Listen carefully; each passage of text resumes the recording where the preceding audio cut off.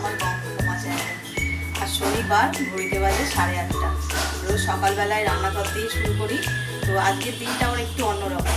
আজ কিন্তু রান্নাবান্না না হয়, আজ একটু অন্যরকমভাবে শুরু হচ্ছে। সকালবেলা ফ্রেশ হয়েছি, তারপরে ফোন আসলো টগরি আসবে।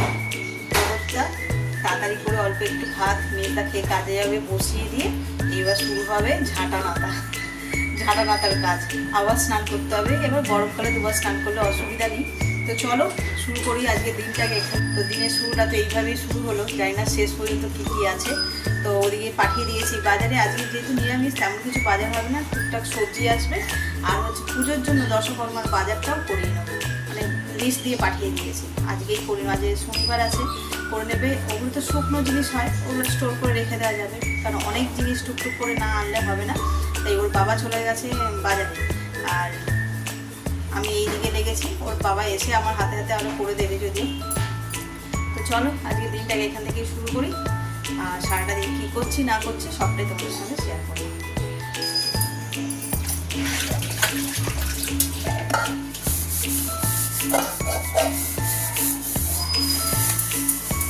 যা গরম পড়েছে, কদিন তো সকাল সকাল উঠেই আগে রান্না বসিয়ে দিচ্ছে।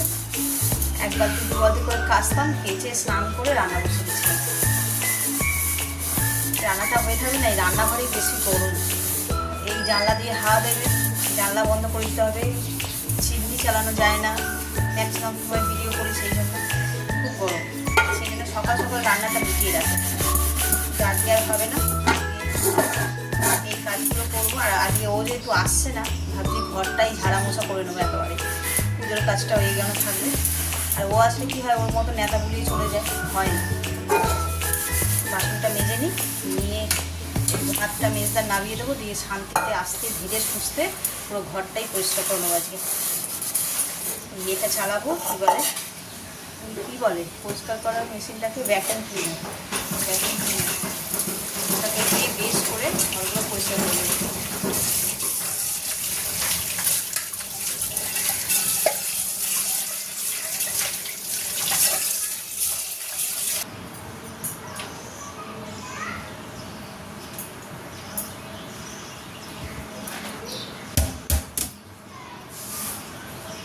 ঘড়িতে 11:30 বাজে।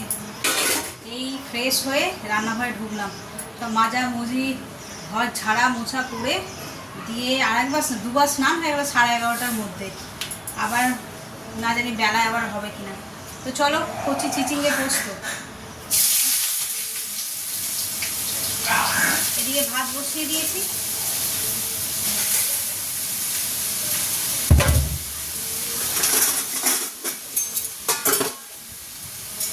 একটু বিউলির ডাল করবো।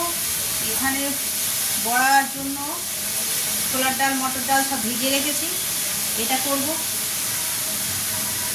আজকে আর খাওয়ার সেরকম লোভ নেই, বেশি কিছু থোড় আনিয়েছি, ভেবেছিলাম থোড় খাবো। আজকে আর থোড় করার ইচ্ছাও করছে না, খেতেও ইচ্ছা করবে না। একটু পটল আনিয়েছি, পটল দিয়ে কিছু করা যায় কিনা।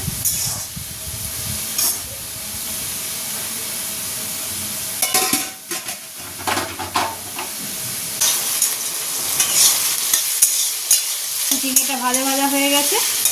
এবার এতে বেটে রাখা পোস্ত আর কাঁচা লঙ্কা দিয়ে একটু ভাজা ভাজা মতন করে নামিয়ে নেব।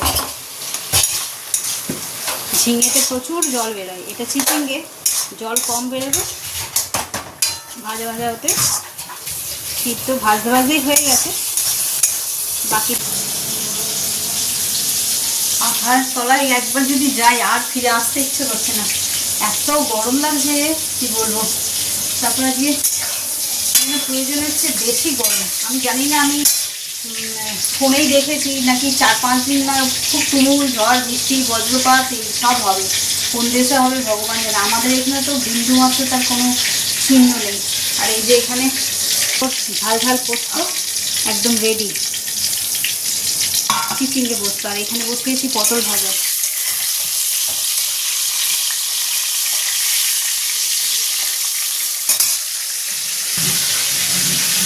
শীতকাল পড়লে হচ্ছে যে বেগুন ভাজা, নরম নরম দানা ছাড়া বেগুনগুলো ভাজা পোড়া এগুলো খেতে ভালো লাগে। আর গরম না পড়তে পড়তেই পটল ভাজা, আমার পটল ভাজা খেতে এত ভালো লাগে না। পটল ভাজা, পটলের যে কোনো তরকারি, চিংড়ি মাছ দিয়ে সব রকম কিছু কিছু সবজি আছে যেগুলো সিজনেই পাওয়া যায়। ফুলকপি দিয়ে মাছের ঝোল, এমনি তরকারি, চিংড়ি মাছ দিয়ে যা দিয়ে করে দেবে খেয়ে নেবে। আর পটলেরও তাই, আর বেগুনও ঠিক তাই। আমার বেগুন খেতে ভীষণ ভালো লাগে। বেগুন তো গরমকালেও পাওয়া যায়, সেটা কথা নয়, কিন্তু শীতকালের বেগুনগুলো একটু স্বাদ আলাদা হয়, দানা ছাড়া হয়, নরম হয়, ওগুলো খেতে বেশি টেস্ট লাগে।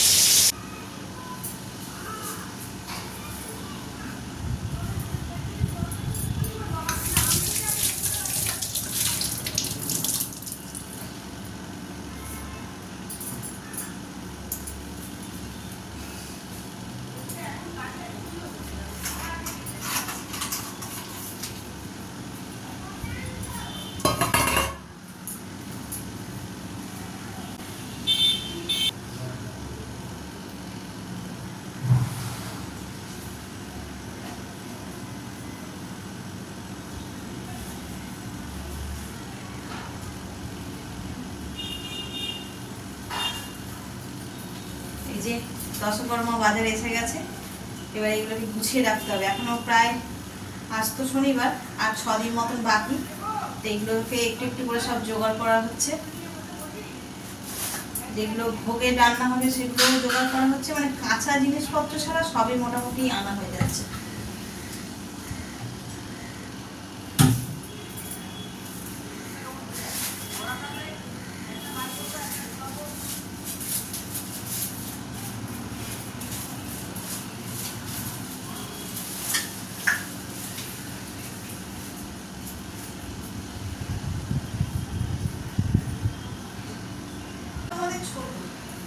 ছোট ঘটে এত বড় গামছা সাজানো যাবে? তখন ছোট চেলি গামছাগুলো হলে ভালো হতো।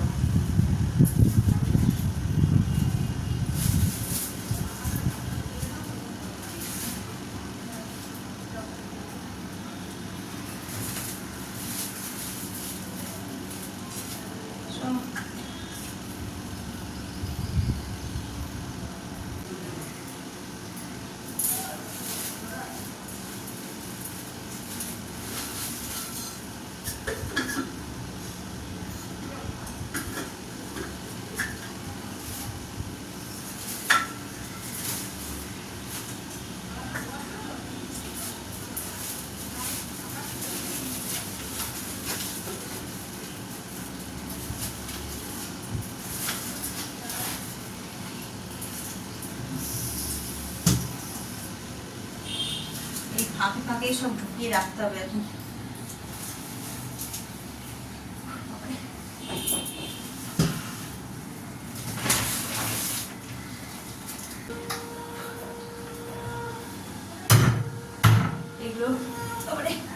এগুলো সব দুদিন আগে বের করে করে সব দেখে নিতে হবে, যেগুলো ফর্দের সঙ্গে মিলিয়ে আর কি।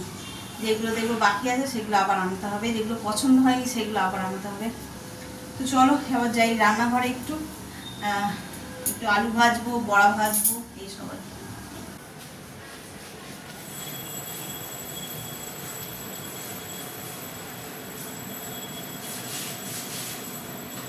নতুন এখন ভালো হচ্ছে না, এটা নতুন বলে ভালো হচ্ছে।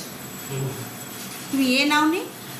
সাবান রয়েছে, পাপোসাগুলোকে ধুয়েছিলাম। লাল হারপিক টেনে দেবো? না কিছু এটি হয়ে যাবে। চল। ও বাবা, আমার এখন ডাল বাটাই তো হয়নি, ডালটাকে আবার বেটে নিই একটু।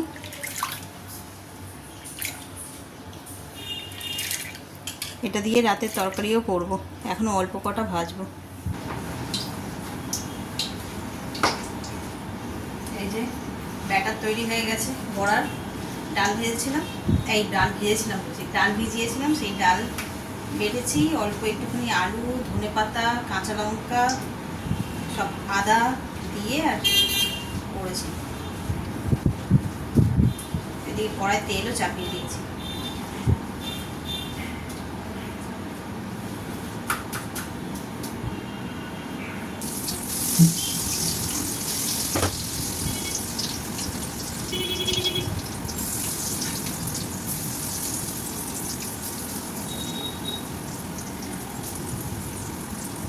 এরকম করে বড়া ভাজলে না দিলে তো ভালো লাগবে, আর যদি কেউ পান্তা খেতে চায় এখন তাহলে সে পান্তা দিয়েও খেতে পারবে। যদি বলতে আমার কথা বলছি, আমি ছেলে।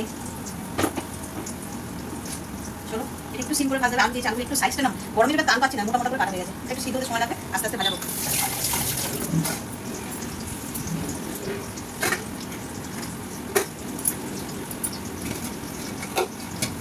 তখন ভাত করছি, এখন ভাত গরম, গরম ভাবেই জলটা খেতে হবে যদি খাওয়া ইচ্ছা হয়। এখন পান্তা ভাত খাওয়া ইচ্ছা, ভাত তো খাবো।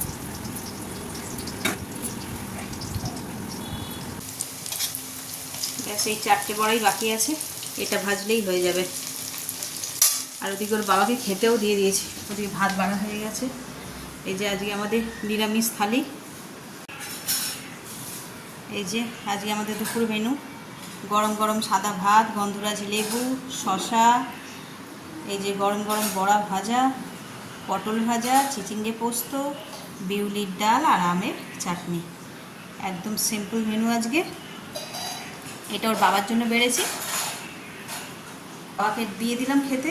আমি ওই 2টো বড়া বাকি আছে ভেজে নিয়ে তারপর খেয়ে নেবো। ঘড়িতে বেজে গেছে 2:30।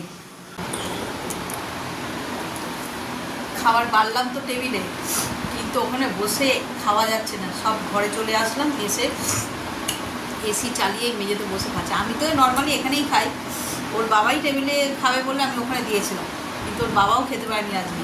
এই যে এখানে বসে খাচ্ছে। খাওয়া দাওয়া শেষ।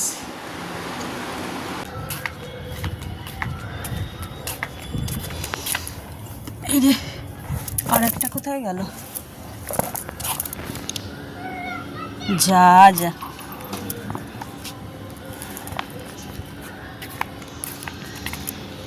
এত ঝুলিয়ে ঝুলিয়ে দেয়, দেখো পড়ে গেছে। এরকম করে দেওয়ার কি দরকার, এরকম লম্বালম্বি দিলেই তো হয়ে যায়।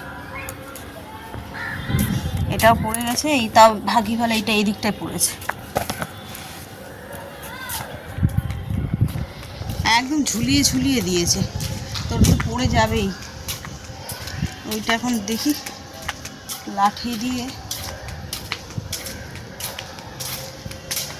বাবা বড় লাঠি তো আমার পক্ষে সম্ভব নয়, লাঠি প্রচুর ভার হয়ে আছে। উফ বাবারে, দেখো হট করে চোখে পড়লো, কি ভালো লাগছে এই জায়গাটায়। এক সারি বেঁধে হয়ে আছে তো, আর এই ফুলগুলো যেহেতু পুজো হয় না বলে রয়ে গেছে। সব ফুলে পুজো হয়, তুলে দেয়। আর এই ফুলগুলোর ধরনটাই যেন কি আলাদা, 15-20 দিনের বেশি করে থাকে, স্টে করে, নষ্ট হয় না ফুলটা। দাঁড়ো তোমাদের দেখাই, তোমরা কেউ দেখেছো কি আগে? প্রথমে তো এই কালারটা হলো, এই যে নিচেটা শুকিয়ে গেছে, তারপরে এই যে কুঁড়িটা এখান থেকে এত বড় প্রসারিত হলো, হয়ে গিয়ে উপরে আবার একটা ছোট্ট মানে এই কালারেরই ফুলটা আবার হচ্ছে, দুবার করে হচ্ছে, হয়ে গিয়ে না এরকম থোকা সিস্টেম হয়ে যাচ্ছে। এরকম বোঝাতে পারছি, নিচে একটা হয়েছিল, তারপর খানিকটা প্রসারিত হয়েছে বৃন্ত এটা দিয়ে, উপরে আবার একটা হয়ে গেছে, গিয়ে এবার থোকা হয়েছে। কি অদ্ভুত।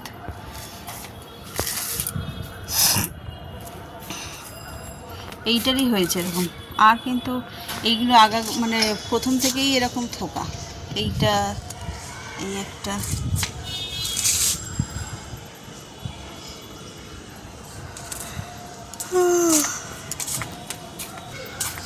দেখি ওর বাবা আসুক, বাবা না আসলে হবে না।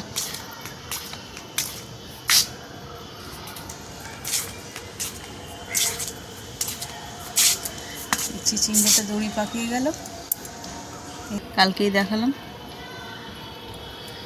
ফেলে দিতে হবে। আর এটাও পেরে নিতে হবে, সেদিকে একটা বেশ বড় হয়ে গেছে, এটা রাখা যাবে না। এই যে দেখো, কালকেই পারবো এটাকে। এইগুলো ওই যে ঝিঙে, বাহ এই ঝিঙেটা ফুটো হয়নি একদম, আর কি বড় হয়েছে বাবা।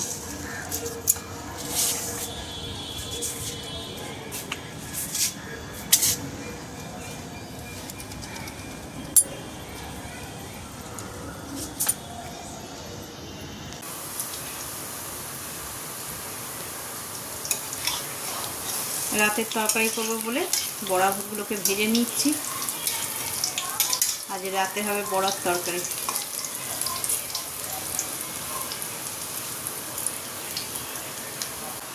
বড়াগুলো সব ভেজে নিচ্ছি, করবো রাতের তরকারি। তো কিভাবে করি, নিরামিষে আজকে আদা জিরে বাটা এইসব দিয়েই করবো। তো চলো তোমাদের সঙ্গে শেয়ার করি। কি গরম বাবু, রান্না করতে করতে বারবার ঘরে চলে যাচ্ছি। এদিকে হচ্ছে তোমার রাতের তরকারি বসিয়েছি, আর এইখানে ছেলে খেলে এলো, ওই জন্য একটুখানি জল খাবারে টিফিন এই চাউমিন বানাচ্ছি, হয়েই গেছে। দিয়ে তারপর তরকারিটা করবো।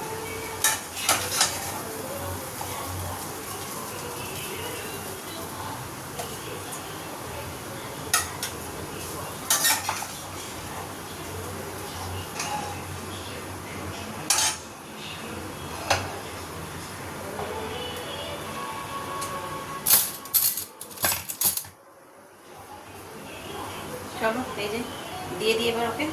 আর আমি পুরো একদম ঘেমে স্নান, একটু হাত মুখ ধুয়ে তারপর করবো এটা।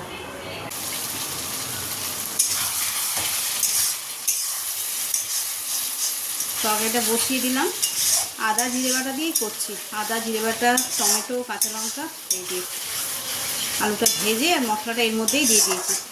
যা গরম, আর আলাদা করে করতে ইচ্ছে করছে না। চলো মশলাটা কষা হলে এই যে ভাজা বড়াগুলো দিয়ে দেবো এতে।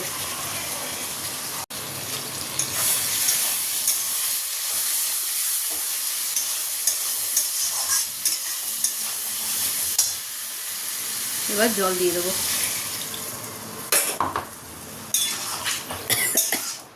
জলটা একটু বেশি করে দেবো, কারণ বড়াগুলো দেবো তো সব জল টেনে নেবে।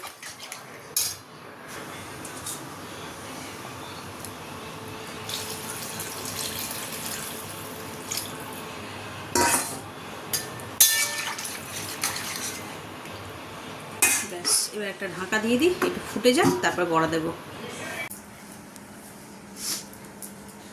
খাওয়া দাওয়া ডান।